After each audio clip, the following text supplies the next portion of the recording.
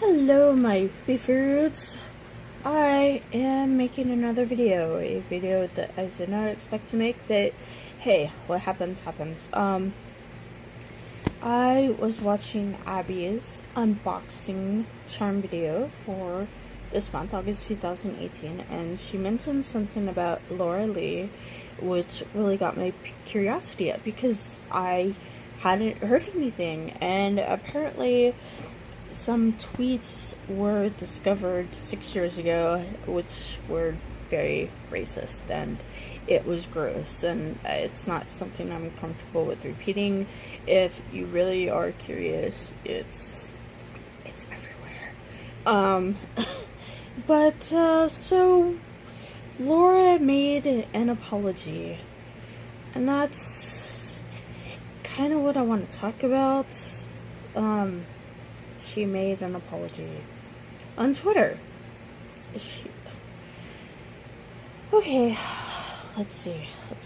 I'm trying to think of how to organize my thoughts on exactly why this annoys me so much, and I'm waving a pair of scissors, which I should stop doing that. Anyway, so she apologized on Twitter, supposedly, and I guess one of the biggest things that I find really irritating about that is the fact that we as consumers and as the audience don't actually know if she wrote that or not. It could have been anybody. It could have been Laura Lee, it could have been her husband, it could have been some dude down the street that she paid $5 to write. I don't think that that's what happened, but for all we know, it could have been. And that lack of willingness to face up to her actions is just the...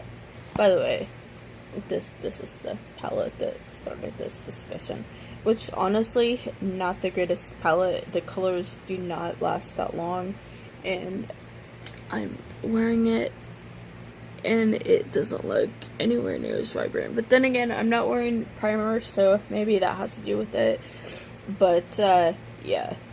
I mean, it's okay, but that's not what this video is about. I just wanted to kind of bring it in. That's why I'm talking about some, makeup YouTuber and a racist tweet that was 6 years ago. But that's not even really what I want to talk about, because, like, yes, people can change in 6 years, people grow, people are supposed to grow.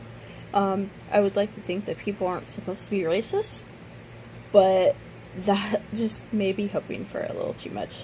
I tried using some setting powder and it stinks horribly, so if I do that, that's why it's not, I'm not like smelling my finger because I farted, I swear.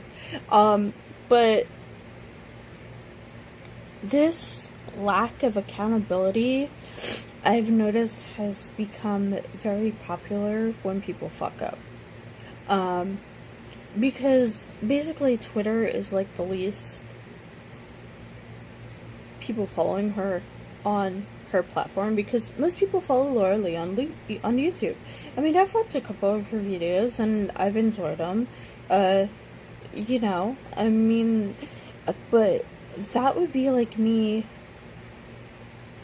saying something really gross and tacky and then going to actually,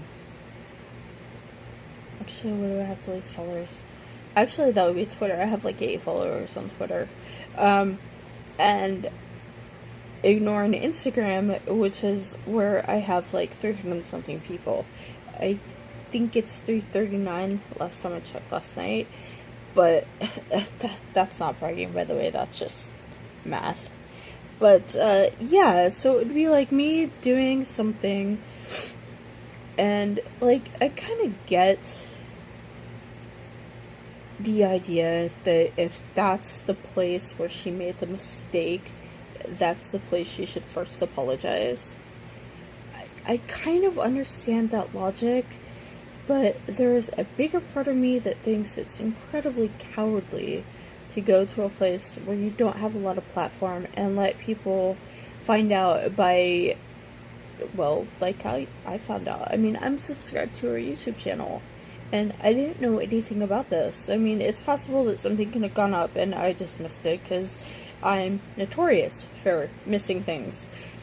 But I found out from another YouTuber, and then to get the details, because I didn't want to bother this YouTuber, I found it out on some news article. And it's just like, come on. If you make a mistake, that's fine. But people will be a lot willing to forgive you and get over it if you deal with it face to face.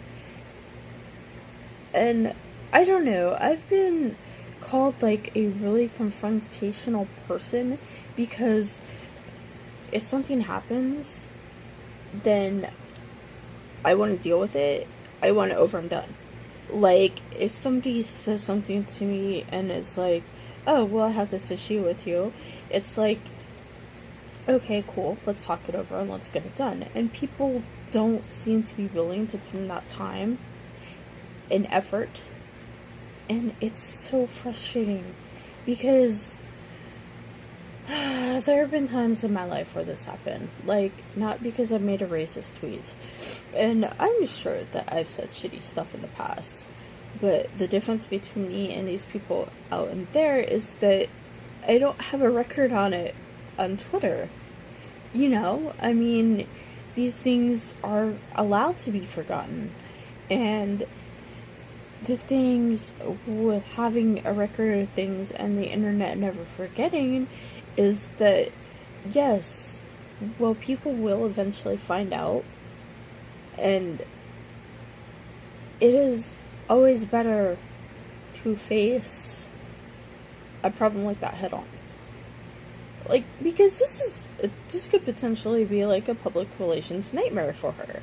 Because, like,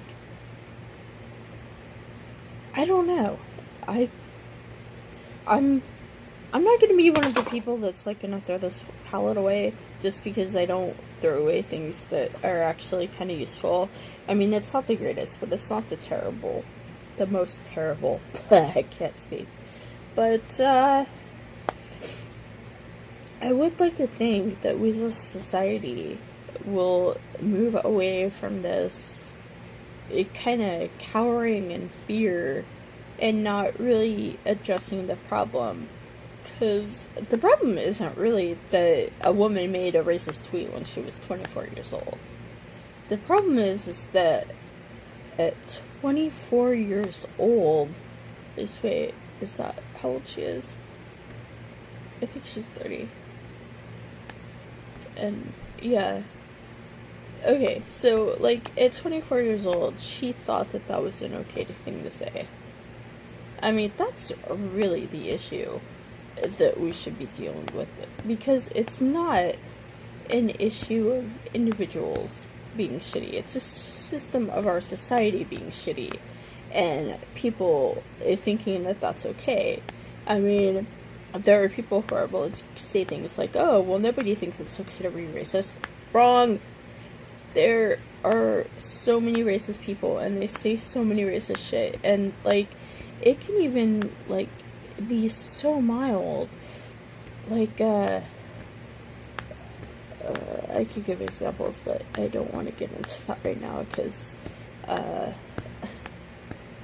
that's not what this is about. This isn't really about me right now, but it's more about society and the way that we deal with our problems.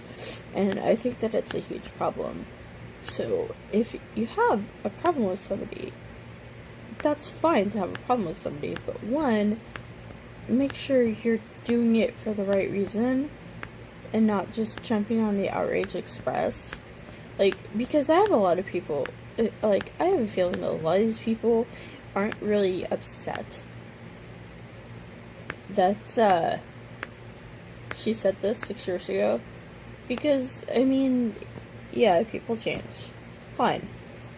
I think what a lot of people are upset about, I can't speak.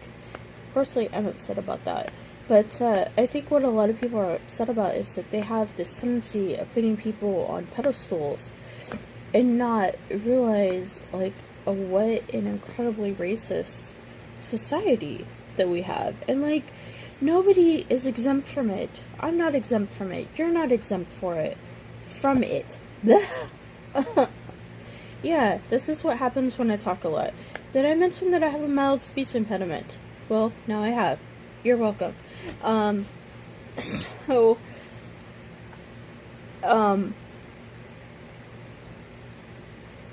lost my train of thought. I mean, nobody's exempt from it, and the fact that these people want to dance around, pretend that they're better than somebody else because they got caught, that's problematic too.